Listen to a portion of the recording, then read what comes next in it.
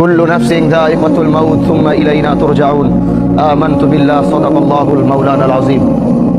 মানুষ তো এরকম রূপ ধারণ করেছে, জানাজার নামাজ যদি মনে করেন 10টায় দেওয়া হয়, আর সেখান থেকে যদি 5 মিনিট অতিক্রম হয় পিছন থেকে বারবার আওয়াজ আসে, আরে ভাই জানাজাটা কেন দেরি করতেছে, তাড়াতাড়ি পড়ান না। আমি তাদের উদ্দেশ্যে বলতে চাই, আপনার চারপাশে যারা এই বাক্যটি উচ্চারণ করে তাদের চেহারাগুলো একটু দেখে চিনে রাখুন। আল্লাহর কসম, যেদিন আপনি এখানে, আজকে হোক আর কালকে হোক, 6 মাস পর হোক আর 6 বছর পর হোক, এই একই জায়গায় আপনি এইভাবেই শুয়ে থাকবেন, না আপনার কথা বলার শক্তি থাকবে, না আপনার দাঁড়ানোর শক্তি থাকবে, না আপনার বলার শক্তি থাকবে। ঠিকই একই মানুষগুলো আপনাকে রেখেও তারা তাড়াহুড়া করবে। এটাই হচ্ছে পৃথিবী, আর এটাই হচ্ছে দুনিয়া। এই সবচেয়ে বড় বাস্তবতা থেকে আমরা যতই পালাবো, আল্লাহ তো ঘোষণা করে দিছে, তুম্মা ইলাইনা তুরজাউন। কোথায় যাবা?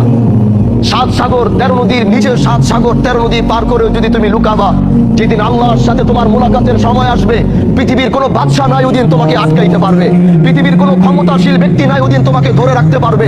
আল্লাহ যেদিন তোমার মৃত্যুর ঘন্টা বাজাবে, গোটা পৃথিবীও মিলে যদি আল্লাহর বিরোধিতায় লাগে যে না আল্লাহ তুমি চাইছো, আমরা তাকে যাইতে দিব না, গোটা পৃথিবী একাকার হয়ে যাবে, কিন্তু তাও তোমরা সেদিন তাকে বাঁচাতে পারবে না।